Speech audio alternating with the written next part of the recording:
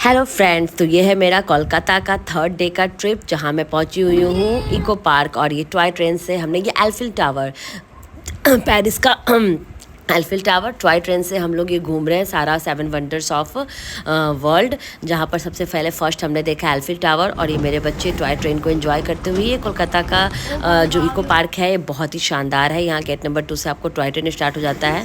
फिर हमने वॉक करके सोचा कि हम घूमेंगे बाकी के अदर्स 7 वंडर्स को, और मैं मेरे बच्चे हस्बैंड निकल चुके हैं वॉक करते हुए। काफ़ी दूर बहुत बड़ा है ये यूको पार्क। मतलब आपको पूरा 1 डे का प्लान करके आप निकलना पड़ता है और वॉकिंग करते हुए आप इंजॉय ले सकते हैं। और ये बीच में एक बोटिंग के लिए आया था जहाँ पे हमने बोटिंग किया। बहुत खूबसूरत सा ये लेक जैसा है, आइलैंड जैसा लुक लिए हुए एक प्लेस है। फिर उसको हमने एंजॉय करने के बाद हम आगे निकल गए और अब पहुँच चुके हैं हम लोग जिप पहुँच चुके हैं। और जी हाँ, ये जिप का है पिरामिड। बहुत स्मॉल है, छोटा, थोड़ा साइज़ में छोटा है बिल्कुल ये, लेकिन अच्छा है। आपको फील होगा कि आप थोड़े देर के लिए मिस्ट में आ गए, जिप में आ गए हैं। और ये पिरामिड्स हैं। तो मेरे बच्चे तो एक शौक थे, वाओ मैम मम्मा हमने तो 1 घंटे में हम थोड़ी देर के लिए पेरिस में थे, फिर अभी 10-15 मिनट बाद हम लोग इस जिप पहुँच गए हैं।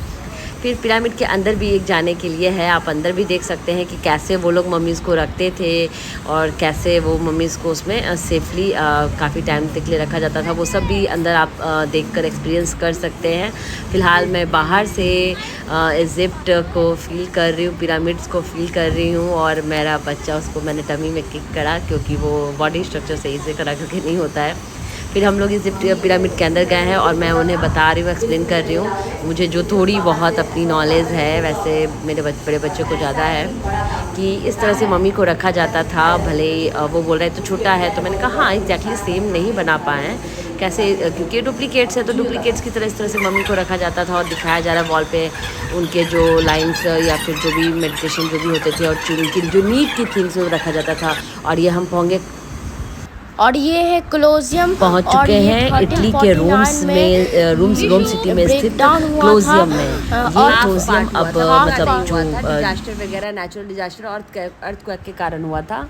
और यहाँ पे अलेक्जेंडर द ग्रेट बैठते थे और यहाँ पे लोगों के युद्ध होते थे अपने इंटरेस्टिंग मनोरंजन के लिए। और ये बहुत ही अच्छा टूरिस्ट प्लेस है जो आज भी बना हुआ है ये टूरिस्ट प्लेस।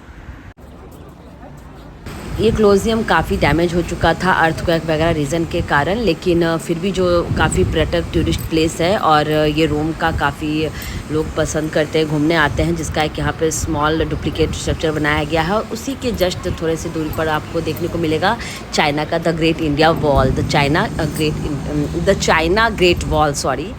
का ग्रेट वॉल। सच में ये मतलब मज़ेदार है। इको पार्क में ये जो 7 वंडर्स है ना, आपको बड़ा मन लगेगा, बड़ा एक्साइटेड, बड़ा मज़ेदार लगता है इसे देखना, इन्हें घूमना।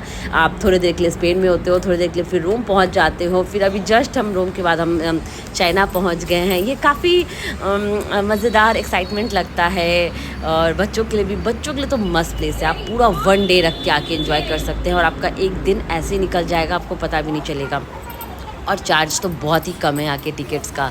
और उसके बाद चाइना वॉल के बाद हम लोग पहुँच गए ताजमहल इंडिया में। देखिए चाइना के बाद अभी हम इंडिया आ चुके हैं और इंडिया का ताजमहल मैं देख रही हूँ। हालांकि मैंने ओरिजिनल ताजमहल भी देखा है और यहाँ पर जब तक आप टच फील ना करो तो आपको लगेगा ही नहीं कि मार्बल से नहीं बना है। तो आप वहाँ जाओ, खुद फील एक्सपीरियंस करो कि एग्जैक्टली ये किन चीज़ों से बना हुआ है।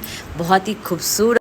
हम लोग पहुंच चुके हैं मोआ स्टैचूज़ के पास। बिल्कुल ये सारे हैं मोआ स्टैचूज़ जिन्हें बोला जाता है। ये जो स्टैचूज़ हैं ये वोल्केनिक रॉक्स हैं। जी हाँ, ये स्कल्पचर्स जो हैं वो वोल्केनो के कारण जो रॉक्स थे उनसे क्रिएट हुआ है। और ये है ईस्टर आइलैंड पैसिफिक ओशियन में। हाँ बिल्कुल सही, ईस्टर आइलैंड जो कि वर्ल्ड का मोस्ट आइसोलेटेड प्लेस है, वहाँ पर ये स्कल्पचर्स हैं। और ये उन चट्टानों से बने हैं जो कि वोल्केनो के कारण मतलब उनका खुद क्रिएट हुआ है और थोड़ा बहुत इन्हें बनाया गया है। और ये बहुत सारे इमोशंस आप देखोगे, कोई सैड है, कोई मतलब लाफिंग है, इस इमोशंस बने हुए हैं। Now now we are in Brazil. Yes, अब हम लोग ब्राज़ील पहुंच चुके हैं। और ये जो आप देख रहे हैं बड़ा सा ह्यूज स्टैचू, ये क्राइस्ट रिडीमर का है, जो कि बहुत ही बड़ा है वर्ल्ड में, इसलिए ये 7 वंडर्स में एक है। और ये 90 फीट लंबा है और 26 फुट इसकी चौड़ाई कम से कम है, 92 फीट चौड़ा है, 98 फीट लंबा है। और ये ब्राज़ील में, जैसे कि मैंने बताया, और क्रिस्ट रिडीमर के नाम से लोकेटेड है ये तिजुका फॉरेस्ट नेशनल में है। और ये है पेट्रा। हाँ, अब जोर्दान का पेट्रा के इमारतों के बीच में हम आ चुके हैं। ये जोर्दान देश का एक अपना ही शानदार वर्ल्ड का 7 वंडर्स का में गिना जाने वाला पेट्रा है, जो कि अपने लाल बालूही मिट्टियों से बने इमारतों, नहरों, मंदिरों और भवनों के बहुत ही शानदार आर्किटेक्चर्स के लिए प्रसिद्ध है। और जोर्दान का ये एक कमाई का सबसे बड़ा जरिया स्रोत है, क्योंकि इसे मतलब 7 वंडर्स में शामिल किया गया है। और अपने आसपास अशांत देशों के कारण मतलब फिर भी इस जोर्दान पेट्रा के कारण लोग यहाँ पर टूरिस्ट आते हैं, घूमते हैं। तो इसे अपने बड़े ही मतलब अपने इस पेट्रा के इमारतों पर बड़ा ही गुरूर है, क्योंकि सच में यह है, लाल बालूही पत्थरों के कारण बनी इमारतें अपने आप में ही लाजवाब शानदार है। और ये मैं चारों तरफ अब कैमरा घुमा के दिखा रही हूँ कि किस तरह से हमने इको पार्क में 7 वंडर्स ऑफ द वर्ल्ड हमने पूरे किए। और वेदर भी इतना अच्छा था ना, जब मैं गई घूमने, मतलब इको पार्क, मतलब पूरा रेनी चल रहा था, बट बहुत अच्छा रहा मेरा। और ये मैं वापस होटल में आ चुकी हूँ। नेक्स्ट डे का मॉर्निंग का है, जब हम होटल चेकआउट कर रहे हैं। मेरा ये 4th डे होगा जब हम चेकआउट करने वाले थे। और यहाँ से हम लोग निकलने वाले थे दीघा, जहाँ पे हमारा बीच का सीन देखना था, और वहाँ पर स्टे के लिए अलग होटल था। तो ये जस्ट मेरा सब सामान क्लोज हो गया है, ब्रेकफास्ट डन हो गया है, सब सामान आउट कर दिया है, बस हम अपने कैब का वेट कर रहे हैं। आई थिंक मेरे हस्बैंड कैब बुकिंग कर रहे हैं या फिर वेट कर रहे हैं, आई डोंट नो, मुझे भी याद नहीं है। और हम लोग कैब आ गई है और निकल गए हैं। और ये दीघा मैं पहुंच चुकी हूँ। और ये मेरा दीघा का होटल है, आई थिंक मरीन पार्क ये होटल है, जहाँ मैं पहुंच चुकी हूँ। करीब 4 घंटे या 5 घंटे हमने कैब लिया, फिर उसके बाद बस लिया, 2 ब्रेक करके जर्नी करके हम इस तरह से पहुँचे थे। आपको कोलकाता से लग जाता है, आप बस के थ्रू भी आ सकते हो, कैब के थ्रू भी आ सकते हो। शायद हमने 2 ट्रिप में पहुँचे हम लोग, और काफ़ी थक चुके थे, हमारे चेहरे से लग रहा होगा कितने टायर्ड हो चुके हम लोग। और मैं ये अपना मरीन पार्क का होटल दिखा रही हूँ, रूम दिखा रही हूँ। मुझे बालकनी वाली रूम चाहिए थी, मतलब सामने पुल का सीन वाला पुल चाहिए था, बट वो नहीं मिला मुझे। तो उस पर मेरा डिस्कशन भी हुआ था कि अगर खाली है तो दे दो भैया, तो उन्होंने कहा नहीं है। तो मुझे ये बैक पुल का जो सीन है वो व्यू नहीं दिखेगा, और बीच का भी हल्का वो जो व्यू दिखता था वो वाला रूम मुझे नहीं मिला है। बट ओके फाइन, मैं दिख रहा होगा कि मैं इतनी खुश नहीं हूँ, फिर भी मैं इस रूम को आपको दिखा रही हूँ। ठीक ठाक है, अच्छा है रूम। ये मरीन पार्क होटल है, दीघा का जो बीच है उससे ज़्यादा दूर नहीं है, वॉकिंग डिस्टेंस पे है। और मैं यहाँ जब तक स्टे करूँगी, मैं मॉर्निंग में, इवनिंग में, जितनी बार होता है मुझे, मतलब मैं लंच करती हूँ भाग जाती हूँ, डिनर करती हूँ भाग जाती हूँ। मुझे बीच पे ही लग रहा था मैं जाके वहीं मुझे कोई छोड़ दे, मैं बिल्कुल जस्ट पागल सी हो जाती थी, क्योंकि मैंने आज तक बीच नहीं देखा था। और मैं रेडी हो चुकी हूँ शाम में निकलने के लिए। हम सब ने प्लान किया कि शाम में पूरा व्यू देख के आते हैं, अच्छा लगेगा हमने। तो हम सब रेडी हो गए हैं बीच जाने के लिए और निकल चुके हैं हम लोग। बिल्कुल मैंने जैसे बताया कि वॉकिंग डिस्टेंस पे है, हम वॉक करते हुए ही जा सकते हैं। और हम लोग वॉक, और मेरे हस्बैंड पूछ रहे हैं कि यहाँ पे खाने के लिए कुछ मिल जाएगा, क्योंकि उनको कहीं जाने का मतलब होता है उनको खाना अच्छा चाहिए। हालांकि होटल में डिनर था, बट उनको लगा शाम में निकले हैं तो कहीं खाएंगे कुछ हल्का फुल्का, देन बीच में जाएंगे हम। मुझे तो कहीं घूमने निकलो तो खाने से मतलब ही नहीं होता है, बस मुझे घूमने छोड़ दो। मुझे तो घूमना ही बहुत अच्छा, ड्रेसअप करो, वीडियो फोटोज़ एंड घूमना, बस दैट्स इट। बट मेरे हस्बैंड को होता है खाना, और वो आगे आगे बच्चों को लेके भाग रहा है, मैं पीछे पीछे हूँ, मुझे कोई मतलब नहीं है। मैं कैमरा शूट करते हुए जा रही हूँ, वो इंजॉय करते, मैं इंजॉय करती हूँ बट शूट भी करती हूँ। मोमेंट्स को, अच्छे मोमेंट्स को कैच करना मुझे शुरू से बहुत पसंद है। ये मेरा बड़ा बेटा मस्ती फ़न करता हुआ, और मैं यहाँ पे बीच सी को का व्यू देखकर मैं जस्ट पागल हो गई हूँ। मैंने यहाँ थोड़ी देर के लिए कैमरा बंद भी किया था और मैं ज़ोर से चिल्लाया भी था, वाओ ऐसे भी किया था। फिर उसके बाद मैंने कैमरा ऑन कर शूट किया, आप लोगों को दिखाया। और मैं अपने बेटे को बोल भी रही हूँ कि आज हमारा मतलब जब हम मॉर्निंग में हमने जब कोलकाता से चेकआउट किया था ना, तो कुछ चीज़ें हुई थी गड़बड़ फिर से हमारे साथ। हमारी बस मिस होते होते बची, जो हमारी बस की बुकिंग थी, कैब हमें ट्रैफिक में फंसे, लेकिन फाइनली बहुत अच्छा हुआ। यहाँ पे आके मेरा मूड बहुत चिल आउट हो गया। और मेरे हस्बैंड बोल रहे हैं मेरा फ़ोन पकड़ मैं थोड़ा जाता हूँ, मैंने मना किया। फिर इस तरह से हम लोग थोड़ा मस्ती करते हुए फ़ोटोज़ लिए हैं मेरे हस्बैंड ने।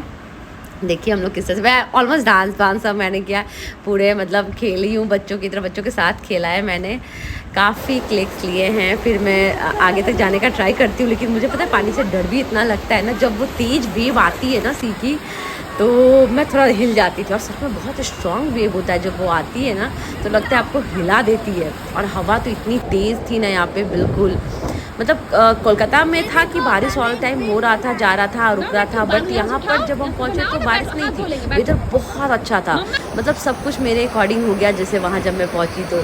और यहाँ पर धीरे धीरे शाम हो गया, हम लोग पानी से निकल के साइड में भी बैठ गए।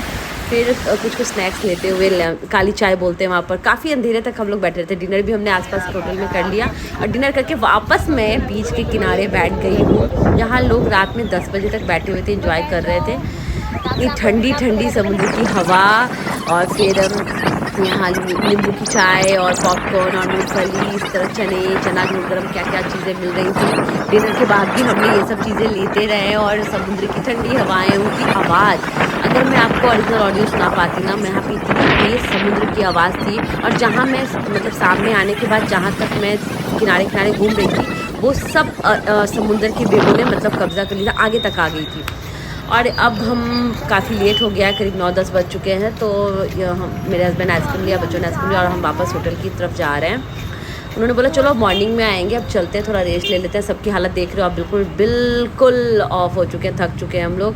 मेरा बेटे को बेड चाहिए था, वो बोला था बस चलो अब मुझे बेड सोना है, और वो बिल्कुल मुझसे फ्रस्ट्रेट हो चुका है, मम्मा बस भी करो, अब कितना देखोगे आप समुद्र को।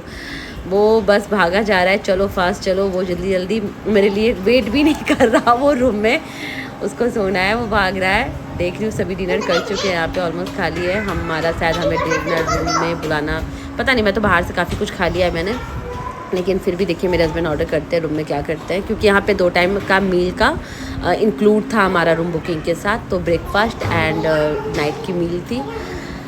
तो मेरा बेटा कंफ्यूज हो गया कौन सा रूम है, फिर मैंने उसे बताया 107 है, और वो फिर ओपन किया मेरे हस्बैंड ने। और ये है मॉर्निंग का व्यू। हाँ, सुबह 5-6 के बीच हम लोग बच्चों को होटल में रूम में सोता छोड़कर हम लोग निकल गए थे वॉक के लिए। मुझे बस, मैंने कहा ना, मुझे क्रेज़ सा था कि मुझे बस कोई बीच पे समुद्र के पास ही छोड़ दो। मेरे को तो सुबह उठने के साथ मेरे फेस से देखने लग रहा होगा आपको कि मैंने सिर्फ ओनली ब्रश किया, फ्रेश हुई और नो बाथिंग, और मैं बस पहुंच गई हूँ वॉक करने के बहाने से। और मैं देखिए यहाँ पे मज़ा, काफ़ी देर मज़ा भीगने के बाद फिर मैंने थोड़ा सा शूट किया है, फिर काफ़ी इंजॉय किया है। पर सुबह करीब 8 बजे तक मैं यहाँ लहरों को देखती रही हूँ। अब पता है सच में आप बैठ जाओ, आपको पता नहीं चलेगा, आप लहरों में, समुद्र में चले जाओ, भीग रहे हो, उनके लहरों को देख रहे हो, आपको समय का कुछ अंदाजा नहीं होगा। मैं सनराइज़ की बात कर रही हूँ यहाँ पर, मैं बता रही हूँ कि सनराइज़ मैं देखने आई थी, और सनराइज़ हो चुका है, बट पता नहीं कैमरा में यहाँ मुझे दिख नहीं रहा सनराइज़, जबकि मैं वहाँ पे जब एक्चुअल में थी तो मुझे बहुत अच्छे से सनराइज़ दिखा था। और आकाश और समुद्र कहाँ मिल रहा है वो पता नहीं चलता है, जिस कारण यहाँ पर कैमरे में अच्छे से सनराइज़ भी नहीं दिख रहा है। और ये मैं दिखा रही थी, मेरे हस्बैंड ने बोला इसे करना है क्या, ट्राई करें क्या, मैंने कहा मेरे बस की बात नहीं है। हमारे साथ तो कुछ लोग थे, मतलब मेरे साथ नहीं, मतलब होटल के उसी नीचे कहीं रूम में थे, ये पूरे टीम बना के ये लोग निकल गए। मैं उन्हीं को शूट करके दिखा रही हूँ कि ये लोग कैसे गए हैं। फिर यही इंजॉय करते हुए मेरे हस्बैंड बोले कि चले, अब हो गया 8 बजने वाला है, बच्चे रूम में अकेले हैं। मैंने कहा हाँ चलते हैं, ठीक है। मैं एक बार पूरा कैप्चर लेते हुए, और करीब काफ़ी ज़्यादा क्राउड हो गया था। जब हम आए थे सुबह तो इतनी नहीं थी, अब काफ़ी लोग आ चुके थे। मैं ये बोल रही हूँ कि मेरा जाने का बिल्कुल मन नहीं कर रहा है, मुझे छोड़ दो यहीं पर। और वापस आ गए हम अपने होटल में। ये है मरीन पार्क, और इसका ये स्विमिंग पूल भी है यहाँ पर। मैंने सोचा था कि मैं करूँगी, बट मुझे स्विमिंग ही नहीं आती, तो फिर मैंने सोचा नहीं आती, नहीं तो बेकार का, फालतू का। और फिर ब्रेकफास्ट वगैरह करके हम डन करके जूस वगैरह लेकर बाहर, बहुत अच्छा मरीन पार्क जो होटल है, इसमें बहुत अच्छा आगे गार्डन है, मतलब आप आराम से चाय कॉफ़ी जूस जो भी ये सब आपको ब्रेकफास्ट में होता है आप लेकर यहाँ एंजॉय कर सकते हो। रूम में तो जाने का मेरा मन ही नहीं कर रहा था, मैं यहीं बैठ गई, मैं एंजॉय करने लग गई। ये ब्रेकफास्ट हम ब्रेकफास्ट कर चुके हैं, ये बात का है। मतलब क्या लिया था ब्रेकफास्ट में मैंने तो इडली और उपमा लिया था, बच्चों ने लिया था अपना पूरी पराठे, बहुत सारी चीज़ें थी, पूरी थे, चने थे, छोले थे, ब्रेड सैंडविच था, फिर पराठे थे, फिर इडली उपमा था, अंडे बॉयल थे, इस सब जो भी आपको खाना हो और आप जो ले सकते आलू थे। हाँ ले सकते थे। तो बच्चों ने हस्बैंड ने जो उनको पसंद था वो लिया। मुझे हेल्दी ब्रेकफास्ट इडली और उपमा लगता है वो मैंने लिया और जूस लेकर मैं बाहर बैठ गई थी। और फिर वापस हम कोलकाता के लिए बस के थ्रू निकल चुके थे। बस लिया था हमने कोलकाता से, दीघा से हमने कोलकाता के लिए बस लिया था जो 4-5 घंटा मुझे लगा था। और उस ड्यूरिंग मेरी तबीयत थोड़ी ख़राब सी हो गई थी बस की वजह से। और कोलकाता स्टेशन का जब हम पहुंच चुके थे, कोलकाता स्टेशन पे मेरी ट्रेन थी 8 o'clock में करीब, गरीब रथ थी ट्रेन। और ये हम मेरे बच्चे वेट करते हुए स्टेशन पर। तो ऐसा रहा मेरा कोलकाता का 6-7 डेज़ का ट्रिप, जिसमें मैंने कवर किए बहुत कुछ। विक्टोरिया पैलेस से लेके काली मंदिर, दक्षिणेश्वर मंदिर, काली घाट, फिर एस्प्लेंडो जो न्यू मार्केट के नाम से कोलकाता में बहुत फेमस है वो कवर किया। कोलकाता का अंडरग्राउंड मेट्रो मैंने ट्रैवल एक्सपीरियंस लिया। ये दक्षिणेश्वर मंदिर है जो कि बहुत अच्छा है। यहाँ अंदर नहीं अलाउड था कैमरा, जिससे मैं अंदर के फ़ोटोज़ नहीं ले पाई हूँ। यहाँ पे बहुत सारे शिवलिंग एक अद्भुत है। फिर उसके बाद हम लोग दीघा, जो कि कोलकाता से काफ़ी किलोमीटर्स दूर है, मैंने दीघा का एक्सपीरियंस लिया। विक्टोरिया पैलेस ये भी बहुत फेमस है यहाँ का वो। फिर दीघा देखा। दीघा के बाद इको पार्क भी दीघा से पहले मैंने इको पार्क देखा है। इको पार्क के क्लोज ही निको पार्क है जो कि मेरे प्लान में था, बट मैं उसे कवर नहीं कर पाई।